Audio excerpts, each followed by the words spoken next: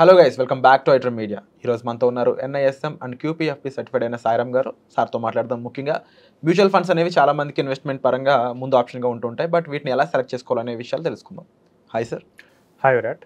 Sir, mutual funds అనేవి జనరల్గా ఎలా సెలెక్ట్ చేసుకోవాలి, ఎవరికి ఏది సూట్ అవుతుంది అనేది ఒక క్లారిటీ కావాల్సి ఉంది మన ఆడియన్స్కి. దానిపై మీ స్పందన. సో మనకి దాదాపు 45 అసెట్ మేనేజ్మెంట్ కంపెనీస్ ఉన్నాయి. ఓకే. సో ప్రతి మ్యూచువల్ ఫండ్ కంపెనీ మనకి ఫండ్స్ ఆఫర్ చేస్తూనే ఉంటాయి. సో మీరు అడిగిన క్వశ్చన్ చాలామంది ఈక్విటీ ఫండ్స్ చూస్తారు కాబట్టి నేను జస్ట్ ఈక్విటీకే కన్ఫైన్ అవుతాను. సో సెబీ క్లాసిఫికేషన్ ప్రకారం మనకి 10 టైప్స్ ఆఫ్ ఈక్విటీ ఫండ్స్ ఉన్నాయి. ఓకే. సో ఇవి కాక ఇండెక్స్ ఫండ్స్. ఇండెక్స్ ఫండ్స్ ఎన్నైనా వాళ్ళు రిలీజ్ చేయొచ్చు, ఒక ఇండిసెస్ ఉంటే చాలు. నెక్స్ట్ ETFs ఉన్నాయి. సో వీటిలో నుంచి వాళ్ళు ఫండ్స్ సెలెక్ట్ చేసుకోవాలి. ఇది చాలన్నట్టు దానికి మళ్ళీ డైరెక్ట్ రెగ్యులర్ ఉంటాయి, మళ్ళీ గ్రోత్, డివిడెండ్ ప్లాన్స్ ఉంటాయి. సో డివిడెండ్లో కూడా dividend reinvestment, dividend pay out. ఒక ఫండ్లోనే 6 వేరియంట్స్ మనకు ఉంటాయి. సో ఇందులో మనకి సూటబుల్ అయ్యే ఫండ్ మనం సెలెక్ట్ చేసుకోవాలి. సో ఫస్ట్గా మనకి మన రిక్వైర్మెంట్ ఏంటో చూసుకుందాం. సో మన రిక్వైర్మెంట్ కనుక long term capital appreciation and మన హారిజన్ కూడా ఎక్కువ సంవత్సరాలు ఉన్నట్లయితే మనం ఈక్విటీ సెలెక్ట్ చేసుకోవచ్చు. సో ఈక్విటీ సెలెక్ట్ చేసుకున్న తర్వాత మనం అందులో ఫండ్ని సెలెక్ట్ చేసుకోవాలి. సాయిరామ్ గారు, మీరు చెప్పిన రకాలుగా చూసుకుంటే 45 AMC కంపెనీస్, మళ్ళీ అందులో 6 డిఫరెంట్ కైండ్ ఆఫ్ ఫండ్స్ అనేవి ఉన్నాయి కదా. టోటల్గా ఇంటూ 6 చేసుకున్నా కూడా ఇన్ని టైప్స్ ఆఫ్ ఫండ్స్ ఉన్నాయి కదా, అంటే అంత ఆప్షన్స్ ఉన్నాయి జనాలకి. అవును విరాట్, ఒక ఫండ్లోనే మనకి దాదాపు 45 into 6 200+ వేరియంట్స్ కనిపిస్తాయి. సో మన రిక్వైర్మెంట్స్ని అనలైజ్ చేసుకుంటూ మనం సెలెక్ట్ చేసుకోవచ్చు. సో మన గోల్ లాంగ్ టర్మ్ అయితే ఈక్విటీకి వెళ్ళాలి. అండ్ మనకి మధ్యలో ఏమన్నా ఇన్కమ్ అవసరమా? ఇన్కమ్ అవసరం అయితే డివిడెండ్ ప్లాన్కి వెళ్తాం. ఓకే. ఇన్కమ్ అవసరం లేదు అంటే కనుక గ్రోత్ ప్లాన్కి వెళ్తాం. సో ఇక్కడ మనకి 6 వేరియంట్స్లో నుంచి ఒక వేరియంట్ని మనం ఐడెంటిఫై చేస్తాం. రిస్క్ తక్కువ ఉండాలి అనుకున్నా కూడా, రిస్క్ తక్కువ ఉండాలంటే కనుక ఈక్విటీకి రారు. సో మనం లాంగ్ టర్మ్ అన్నాం కాబట్టి ఈక్విటీకి వెళ్తాం.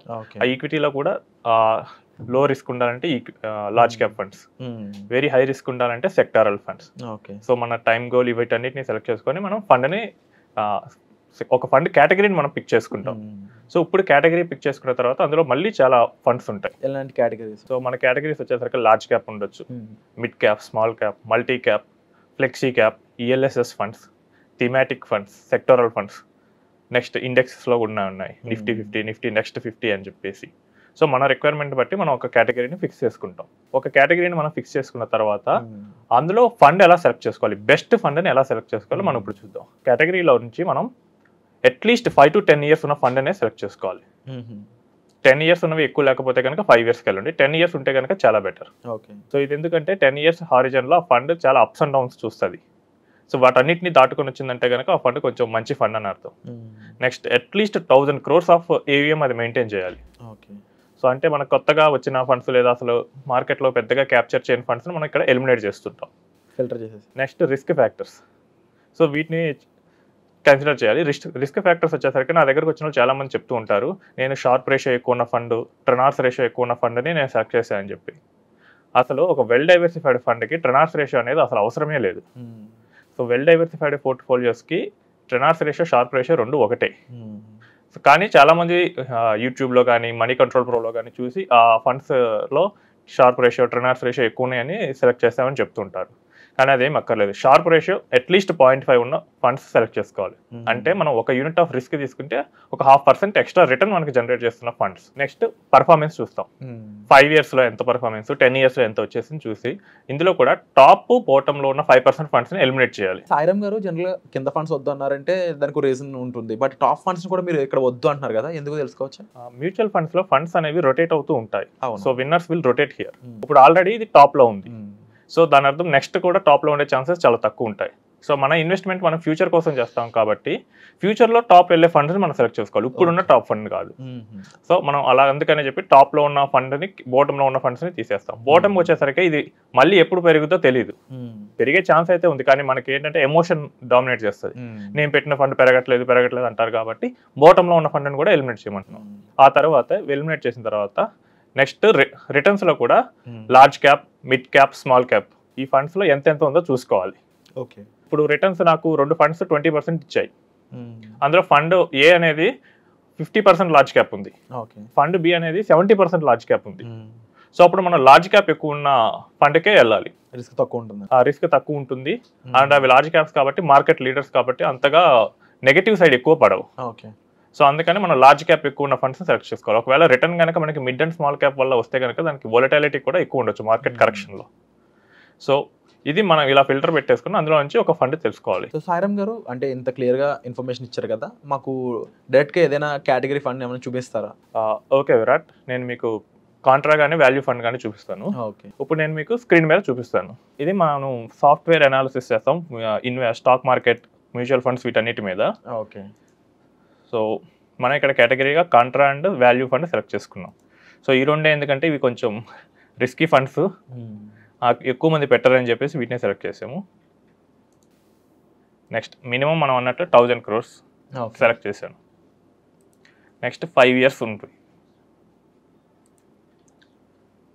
సో దాదాపు సగం పైన ఫండ్స్ ఇక్కడికి ఫిల్టర్ అయిపోయాయి. సో నేను ఇందాక చెప్పినట్లు షార్ప్ రేషియో అనేది అట్లీస్ట్ 0.5 ఉన్న ఫండ్స్ని మనం సెలెక్ట్ చేసుకోవాలి.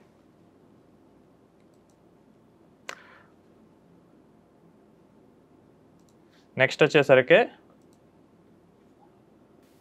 మన రిటర్న్స్లో కూడా టాప్ అండ్ బాటమ్ ఉన్న రిటర్న్స్ ఉన్న ఫండ్స్ని తీసేయాలి. సో ఇప్పుడు నేను అనుకున్న దాని ప్రకారం టాప్లో ఐసిఐసిఐ ఉంది, బాటంలో యూటీఐ ఉంది. ఓకే, సో వీటిని తీసేద్దాం. ఇక్కడ ఒక ఫండే తీసేయమంటున్నాం, మనకి ఫండ్స్ కనుక తక్కువ ఉన్నాయి కాబట్టి ఒకటి తీసేయమంటున్నాం. ఎక్కువ ఉంటే కనుక 2-3 తీసేసినా ఏం పర్వాలేదు. ఓకే, సో తీసేసిన తర్వాత మిగతావి చూడండి. 16 నుంచి 19 వరకు రేంజ్లో వ్యారీ అవుతూ ఉన్నాయి. ఇప్పుడు వీటిలో large cap, mid cap, small cap portfolio analysis చూద్దాం.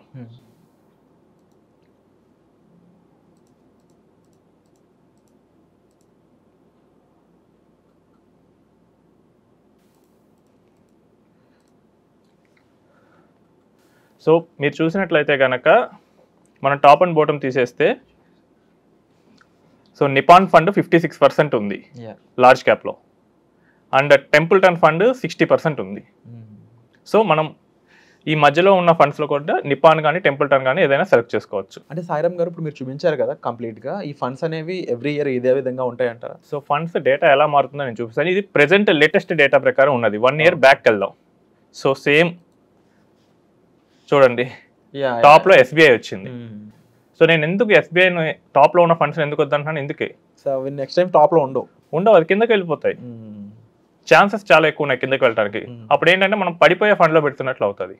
సో అందుకని టాప్లో ఉన్న ఫండ్ జనరల్గా అవాయిడ్ చేయండి. కింద పెరగడానికి కూడా చాలా టైం పడుతుంది కాబట్టి అందుకని చెప్పి మనం మధ్యలోనే తీసుకుంటే ఇక్కడ నిపాన్ మధ్యలోనే ఉంది, ఇందాక టెంపుల్టన్ కూడా మధ్యలోనే ఉంది. అంటే కన్సిస్టెన్సీ మనకు కావాలి. అవును, వండర్ఫుల్ ఇన్ఫర్మేషన్ సాయిరామ్ గారు. ముఖ్యంగా అసలు ఇప్పుడు వరకు మ్యూచువల్ ఫండ్స్ అనేవి పలానా ఫండ్ అని చెప్పడం తప్ప ఆ ఫండ్ని ఎలా చూస్ చేసుకోవాలి, అందులో కూడా ఎటువంటి అంశాలు చూస్తారో ఇప్పటివరకు ఎవరు చెప్పలేదు.